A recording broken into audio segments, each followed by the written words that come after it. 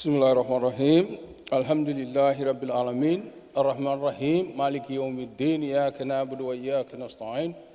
Ihdina as-sirata al-mustaqim. As-sirata alladhina an'amta alayhim ghayril maghdubi alayhim waladdallin.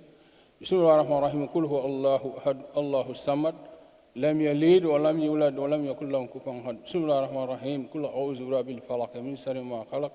ومن شر غاسق إذا وقب ومن شر النفاثات في العقد ومن شر حاسد إذا حسد بسم الله الرحمن الرحيم قل أعوذ برب الناس ملك الناس إله الناس من شر الوسواس الخناس الذي يوسوس في صدور الناس من الجنة والناس بسم الله الرحمن الرحيم صل على سيدنا محمد الفاتح لما أهلك والخاتم لما سبق الناصر الحق بالحق والهادي إلى صراطك المستقيم وعلى آله حق قدره المقدار العظيم إن الله وملائكته يصلون على النبي يا أيها الذين آمنوا صلوا عليه وسلم تسليما صلى الله تعالى عليه وعلى آله وصحبه وسلم تسليما سبحان ربك رب العزة عما يصفون والسلام على المرسلين والحمد لله رب العالمين.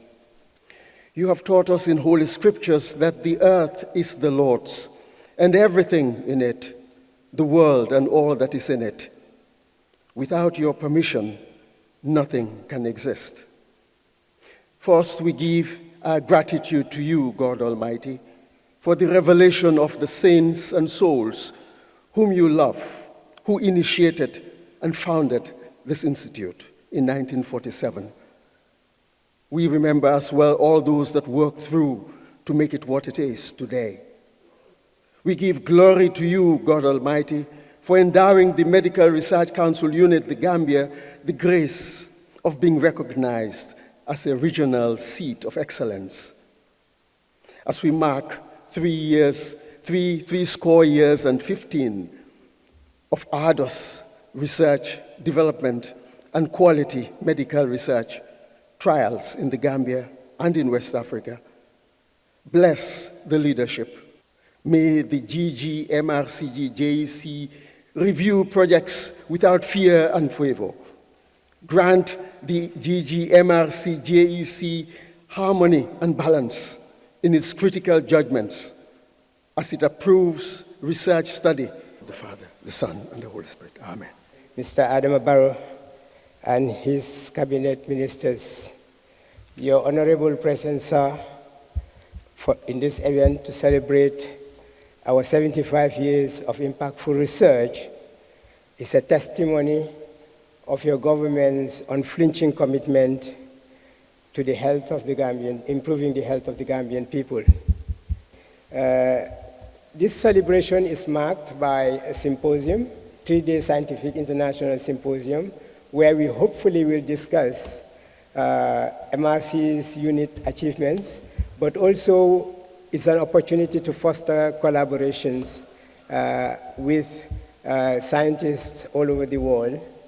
But importantly, in the program, not only do we discuss MRC's achievements and what have been done, we also will consider certain phenomena that are currently threatening the gains we made in global health research.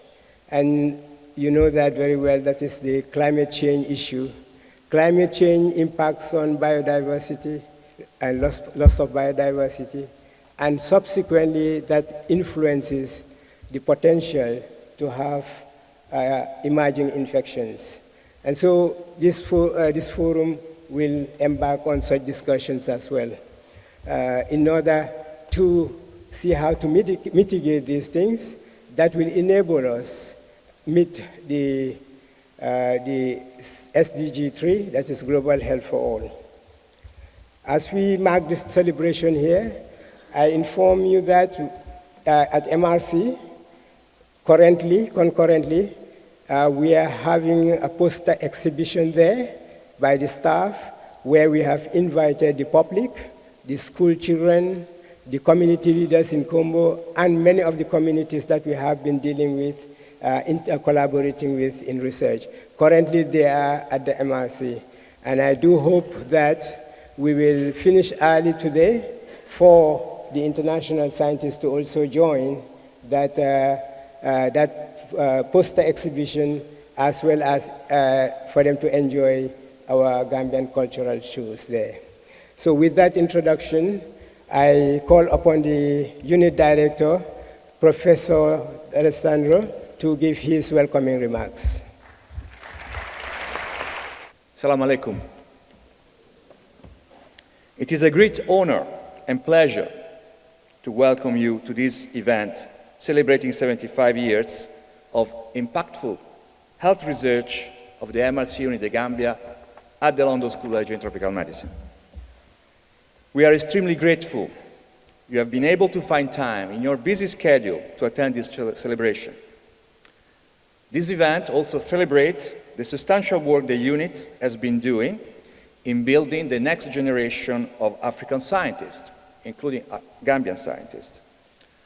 Our investment in capacity building remains at the heart of what we do, and we continue to be committed to supporting the professional development of many African scientists.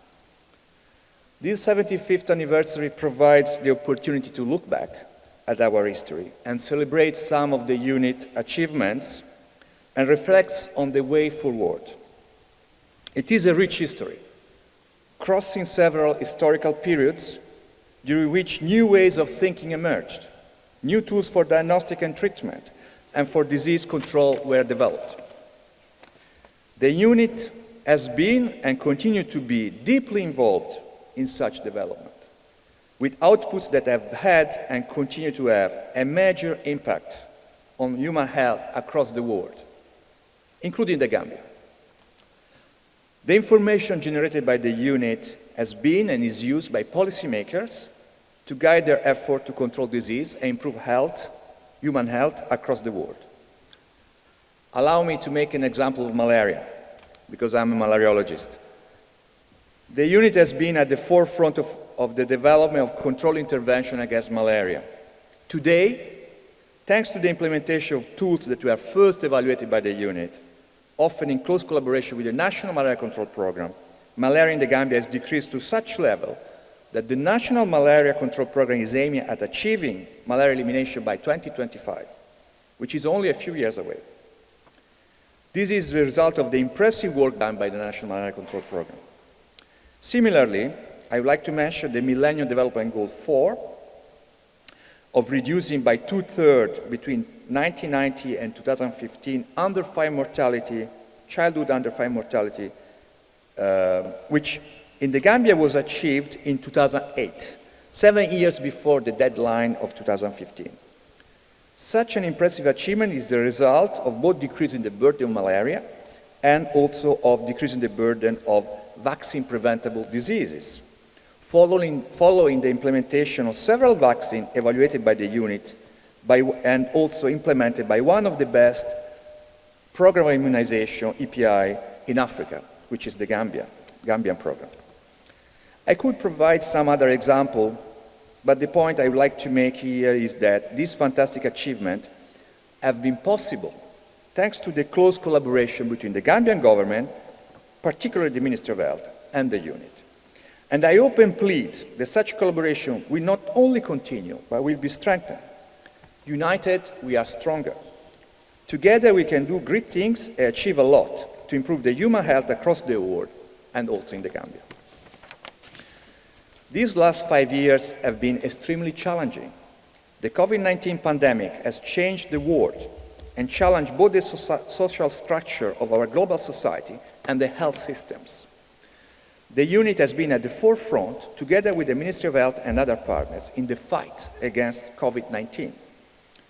We supported the establishment of the diagnostic facility at the National Public Health Laboratories and have been part of several committees looking at different aspects of COVID control in the Gambia.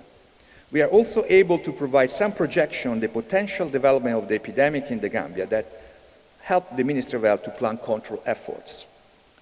The COVID-19 pandemic has been an alarm bell for the global community, as it has shown how vulnerable our societies are to new emerging infections and possibly to epidemics of known infectious diseases. It is important we develop together a system able to promptly detect these diseases to mount an adequate response to limit their negative impact. Thanks to the support of the MRC UK, over the next few years, we will be able to invest in new technologies that will allow us to improve healthcare. For example, we are closely working with the surgery department at the Edward Francis Small Teaching Hospital in Banjul to set up an electronic medical record system we have developed in-house for our clinical services. Such a system has substantially increased the quality of healthcare in the unit, and we believe this will also be the case for the Edward Francis Small Teaching Hospital. Moreover, we just signed a memorandum of understanding with the EFSTH, Edward Francis Small Teaching Hospital, for their postgraduate training, to which we will contribute. All these show how much our work is interconnected with the work of the Ministry of Health. This collaboration for us is essential, and I would like to thank specifically the Honorable Minister of Health, Dr. Amadou Samate, and his team for such collaboration. In February 2018, the unit became part of the London School of Hygiene and Tropical Medicine, one of the most prestigious universities in the UK, and with whom we had already strong links.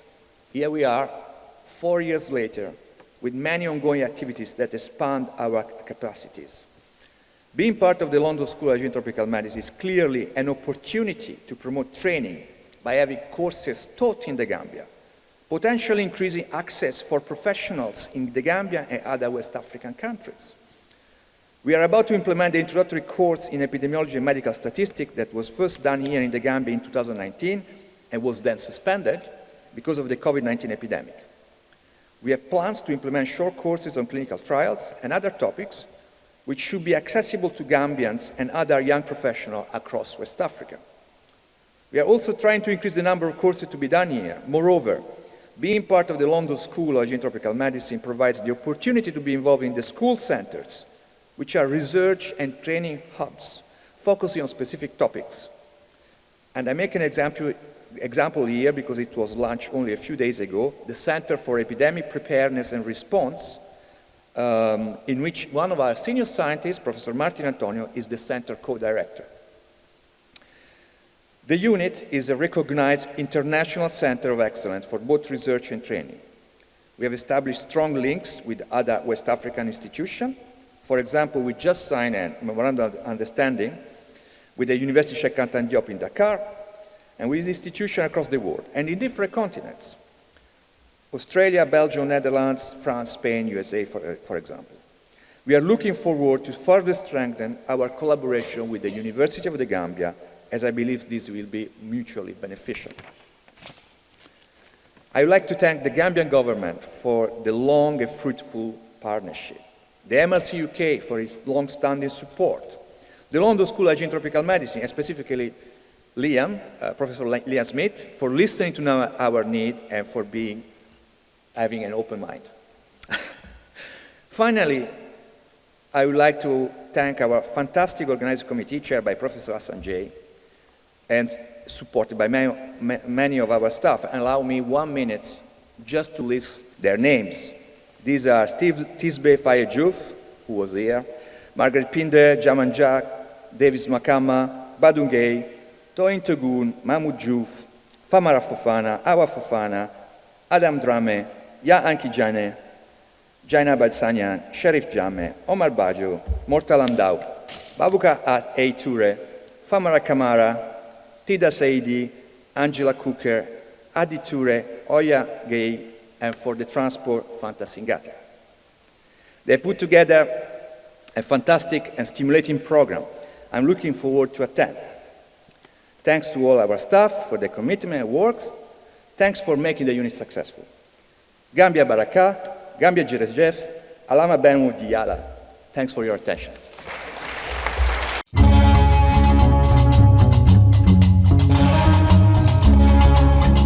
I call upon Professor Liam Smith, Director of London School of Hygiene and Tropical Medicine, to deliver his message.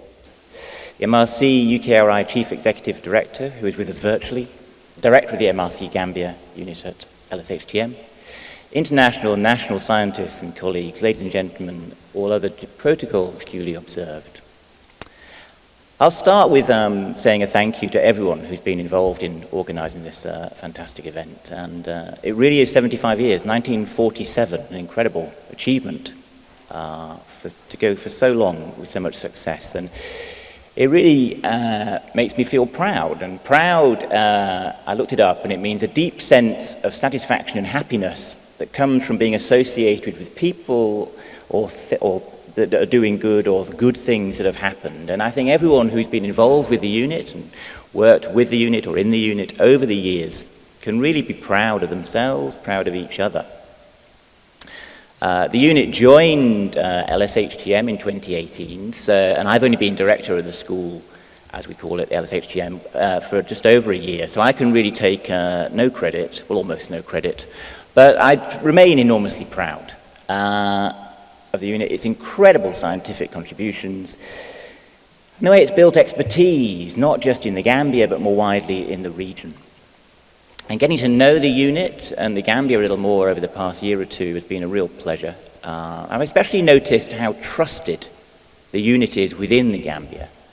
What an integral and important part of this beautiful country the unit has become over the years. And when I'm out and about and I talk to people just in the street or on the ferry or whatever, and I say I'm associated with Mrc Gambia, I get a nice smile and a nice nod of acknowledgement, and sometimes even a thank you. And it's quite touching, and I think it's really indicative of the high regard the unit is held in. I am proud of the role the school, LSHTM, has played over many years, not just the last 3 or 4 years, but the school has a very long history of working with the unit, over decades of strong partnership working. And we'll hear more about that in the next few days. So the unit was established with an initial focus on nutrition, and it was quite a far-sighted, visionary, broad view of nutrition and wider health. And it's done amazing work in that area and done great contributions, but it's also successfully diversified into other areas we'll be hearing all about in the next few days, different vaccines and infections, including malaria, maternal and child health, and now really breaking new ground in new areas, data science, genomics, health and climate change. And it really does, this moving with the times and this ability to move with the times really does bode well for the future, I think. I want to pay tribute to the Medical Research Council of the UK, whose far-sighted support for the unit over many years through many challenging political storms and opinions. But the core funding from the Medical Research Council has really been crucial foundation for what the unit's been able to achieve, and has really allowed the unit to untap the potential and make the contributions it's made to the region. And so thank you to MRC. Chance to pay tribute to Umberto and his whole team and all the staff at the unit for their fantastic work and success, particularly in their most recent 5-year funding review. And that vital core funding really does create a great foundation for future work. And it is going to be a very competitive funding environment we'll be working in nationally and internationally over the coming years, but I really do see the unit going from strength to strength. Of course, thank you to the President and indeed the whole Gambian government for hosting and supporting the unit over all these years, and also a chance to highlight and pay tribute to the support and collaboration of the University of Gambia and the Ministry of Health. And that close partnership working has been so fruitful and so important over the years to improving the health in this country. I'm really looking forward to the next few days. Please do stop me to say hello. We've got a great few days ahead. With that, I'll say thank you.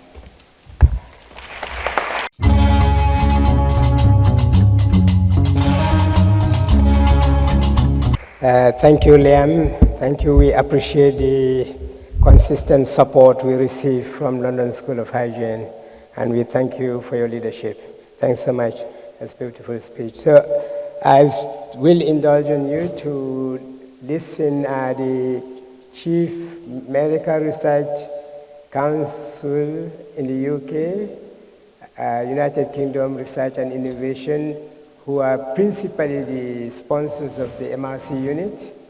The interim chief of the MRC could not, he regrets that he could not be here in person, but he's kindly delivered his speech virtually, so we can listen to it. And all members and staff of the unit, international and national scientists, ladies and gentlemen, I am truly delighted to be invited to speak at this wonderful event.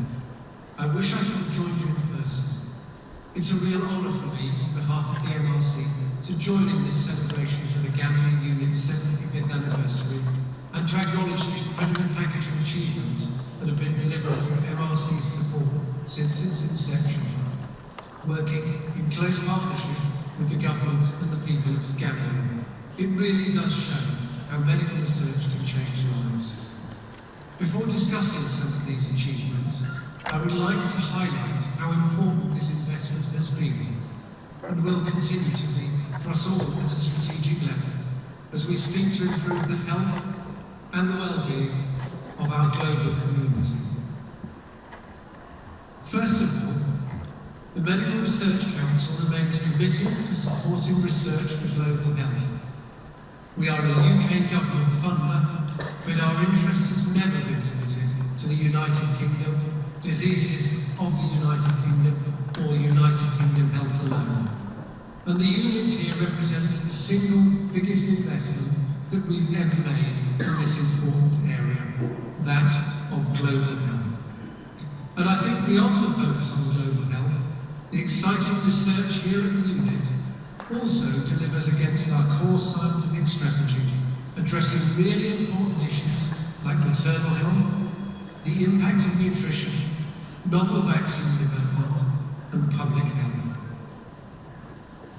Thinking about infectious diseases in particular, the experience of the last few years highlights some of the major scientific questions and opportunities that lie ahead of us. The threat of emerging infections and the convergent and growing impact of climate change are urgent questions for the whole of humankind and will be going forwards to be a major focus for the MRC and for other research funders. Obviously, the unit's work is not limited to infectious disease, and the depth and range of exciting programs here can be seen in the agenda that will be covered in the forthcoming few days. A real illustration of the important challenges being addressed by the unit in partnership with other major research centres in Africa and worldwide. To tackle big scientific challenges, we need world-class investments such as this. And I know that the unit has a raft of exciting plans for the future. I was personally delighted to approve its latest round of funding earlier this year, and I look forward to the scientific insights and the health impacts that this will bring. Importantly, this unit supports both great scientists and cutting-edge capabilities and technologies, working together to deliver scientific and public health ambitions. Look at, for example, the important role that the unit's pathogen sequencing capability has played in the COVID-19 pandemic.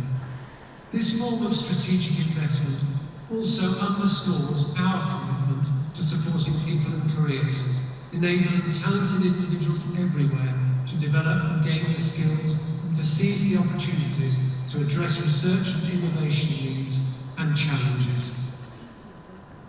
This is a particular strength of the Gambia unit in the West Africa region, and the unit has had important and enormous impact on capacity strengthening both within the Gambia and elsewhere through partnership with others.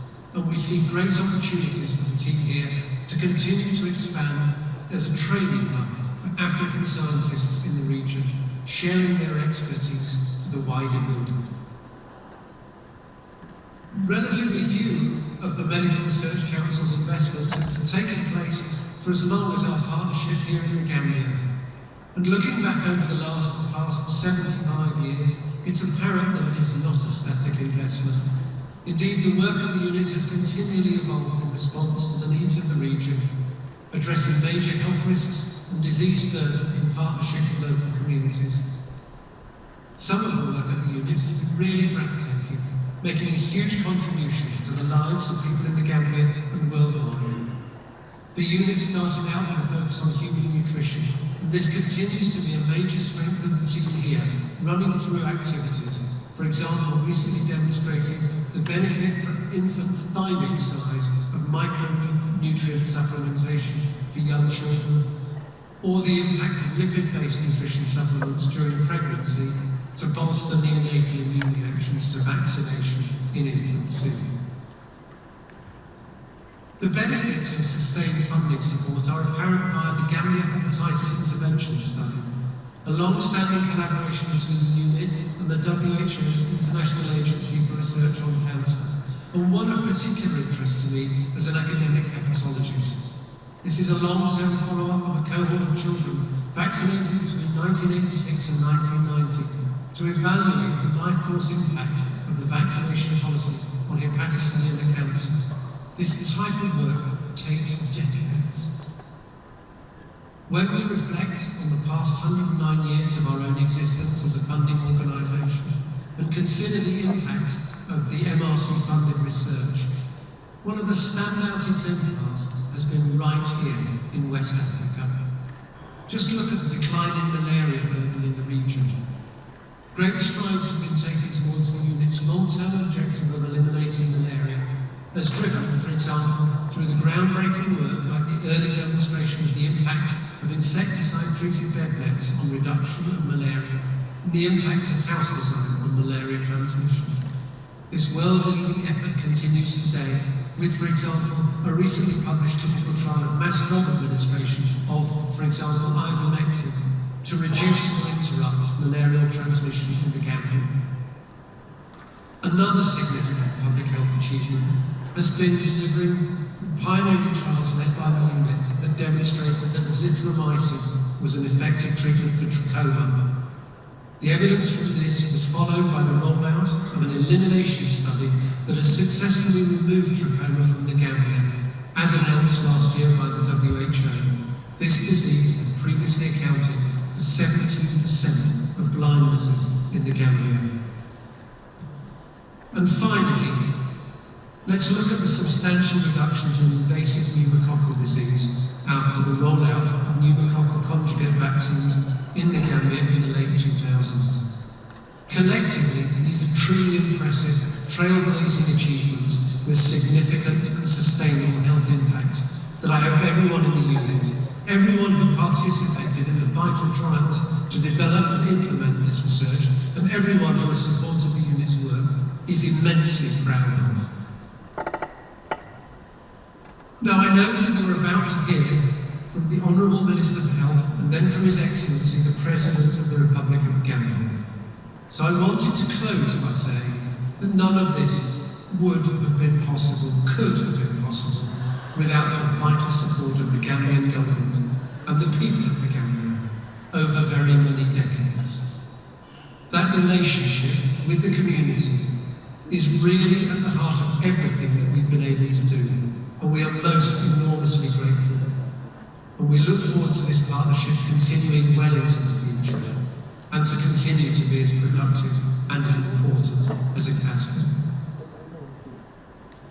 This just leaves me to say a big thank you, a very big thank you to the unit, to the staff, past and present, for furthering MRC's mission and values so effectively. I trust that the next few days provide an enjoyable and a fitting celebration for all that has been achieved in the past 75 years, and a taster for what is to come. Thank you. It has been my privilege to speak to you today.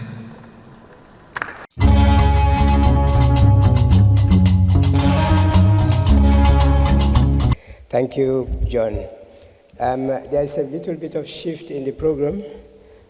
Before the delivering of the statement by the Minister and His Excellency, we would like to bring forth the overview of MRC research programs for 20 minutes by Umberto, and then we bring the video, the history video, which I think is to only 20 minutes, and it will be very interesting for the President. So, Professor Umberto, you can present. Objectives. The first one is to deliver research evidence that will generate knowledge supporting the path to longer healthy lives for all Africans. Then to build the human capital to advance health research in the Gambia, West Africa, by supporting early and mid-career researchers towards independence and international competitiveness. consolidate and expand equal partnership with West Africa research academic institutions, including the University of the Gambia, and create mutual opportunities for both research and capacity building. To continue promoting a healthy research culture and ensure equity, diversity, and inclusion principle across the unit. And then the last one is really to become more efficient in terms of operational and financial management. So, but our research program is really built around the issue, the major health issue facing West Africa, including the Gambia. This is one slide that shows, I mean, it's very difficult to see, I can realize that, but anyway, you should believe me.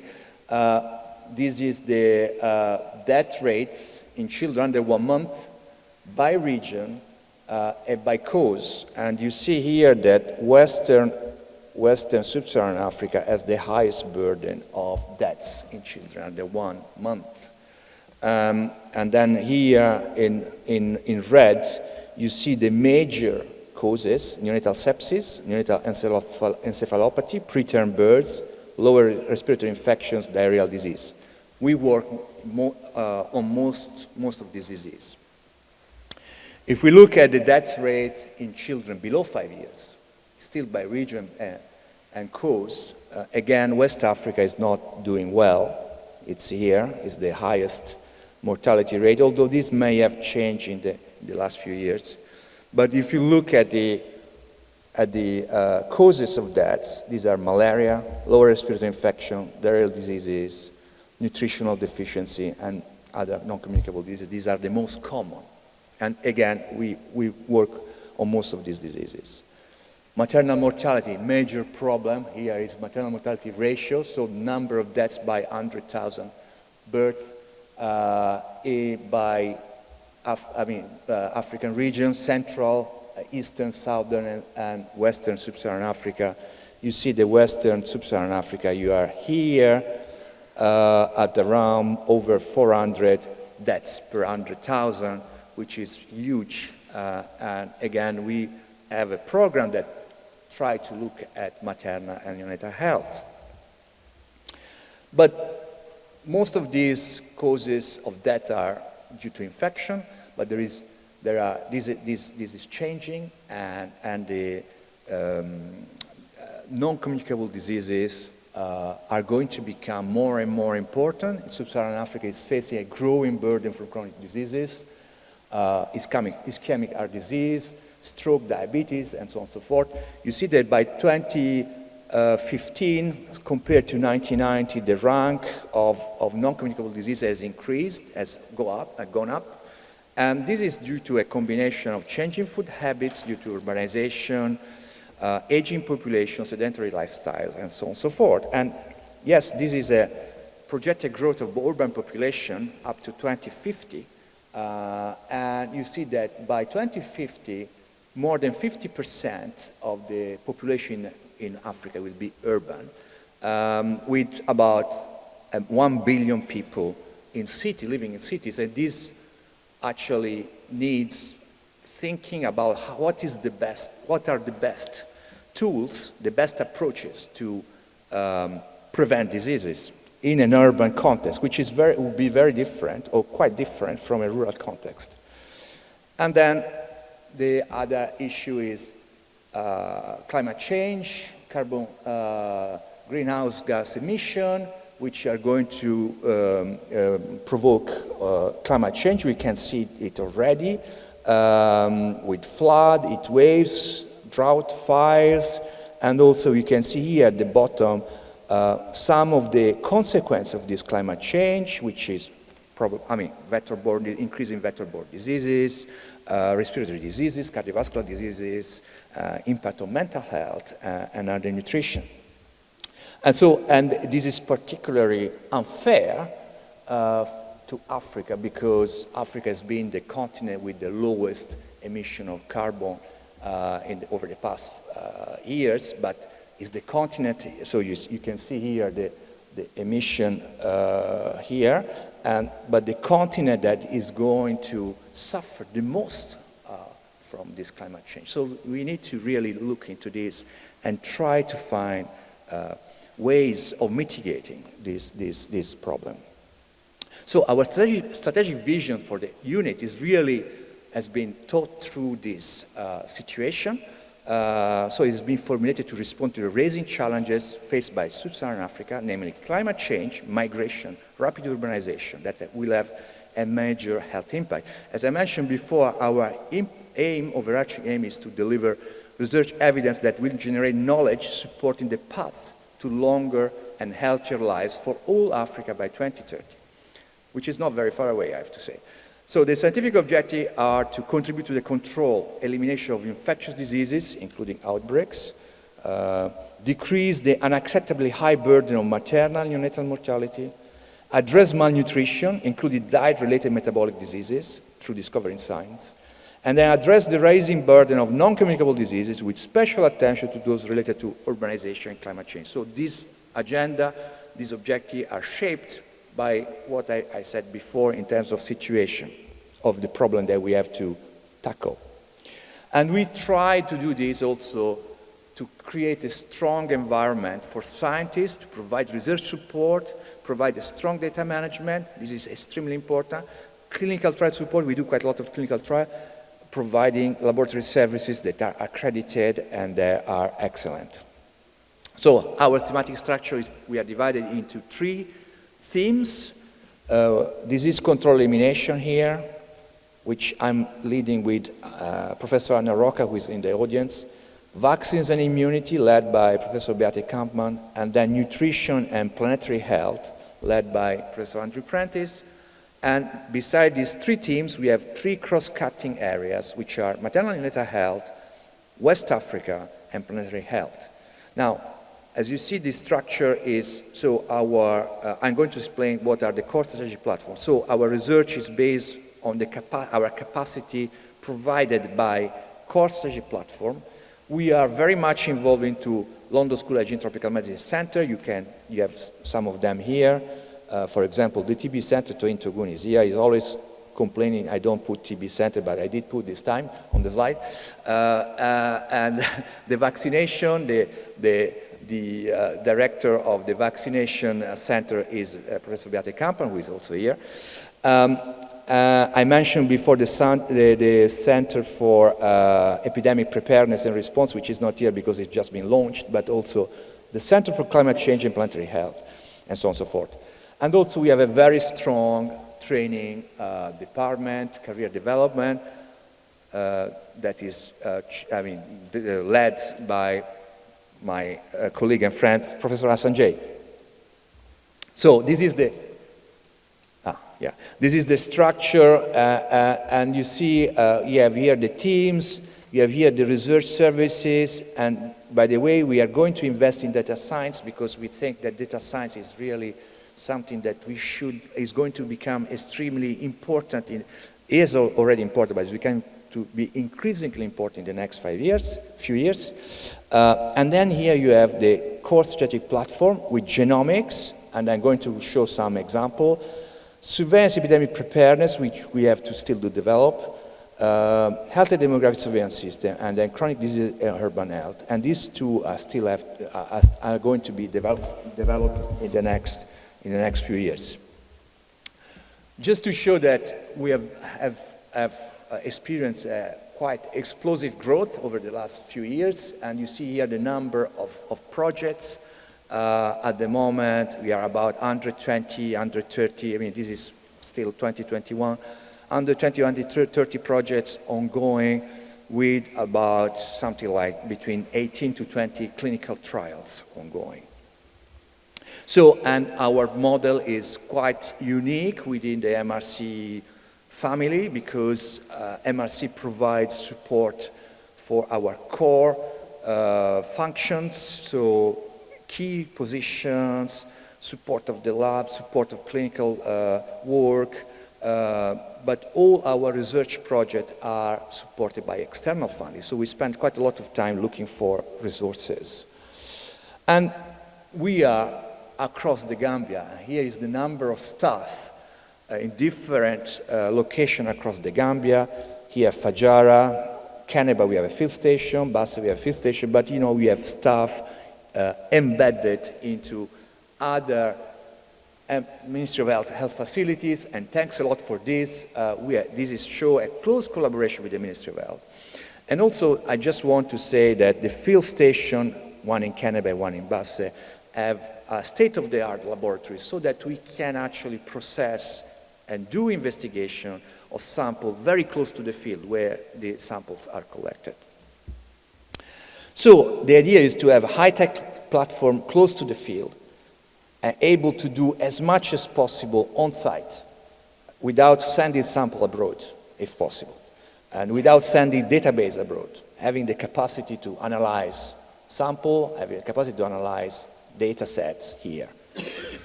And one of the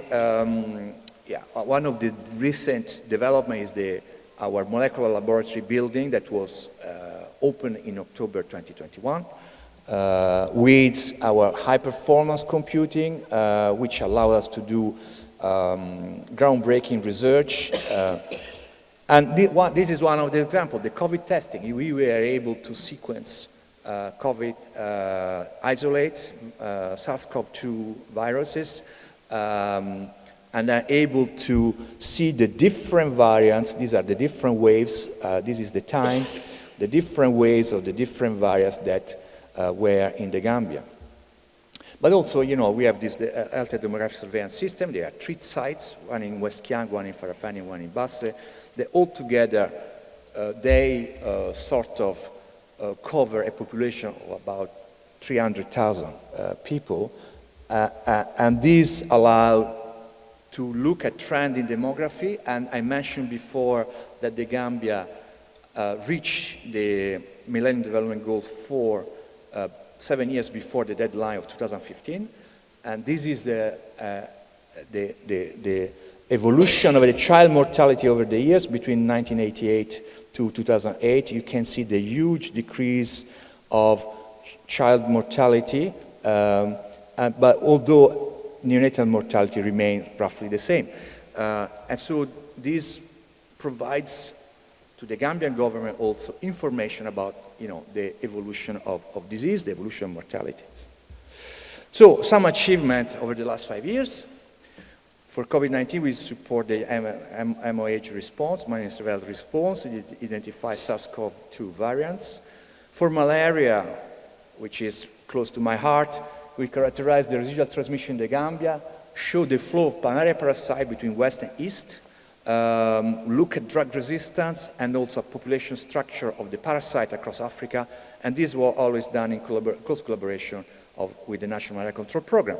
For the maternal and neonatal health, as I mentioned before, maternal deaths is a major problem, neonatal deaths, neonatal mortality is a major problem. So we have 24 projects since we have 24 projects in 2016, representing about 17% of all research portfolio.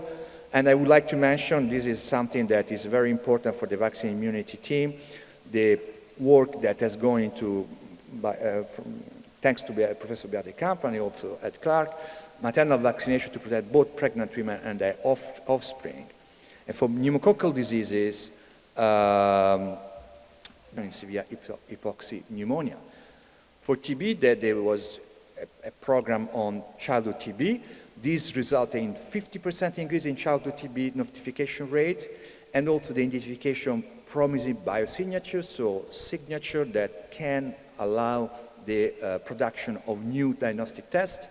And for nutrition, just to mention the fantastic work looking at the influence of seasonal conception on the offspring of epigenome, so on the baby, and the effect, the potential effect that this seasonal conception and also nutrition that differ between different seasons can have on the health of the baby and the adults coming after the baby. So, but again, I mentioned again, for malaria, there's been decreased malaria transmission and burden, thanks to the National Malaria Control Program, but also to the use of tools that the unit was able to evaluate. And the EPI vaccination card, as you look at that, we have, for example, the Gambia was the first country in Africa to introduce hepatitis B vaccine in 1986. the first country in Africa to introduce the Haemophilus influenzae type B vaccine, introduce the pneumococcal vaccine. And then you have, for example, the introduction of the meningitis vaccine in 2013, rotavirus vaccine in 2013, and the human papillomavirus vaccine in 2015. So this is just show how the work done by the unit in collaboration with the Ministry of Health translates into interventions. We have also, I would like to strengthen this, we have a societal impact. We are well embedded in the local community across the Gambia. We are a well-recognized brand. There is a high sense of belonging among the staff. We are a major employer. So we have actually an actor of local development. And we provide healthcare through our clinical services, but also in many Gambia government health facilities together with the health staff of the Ministry of Health.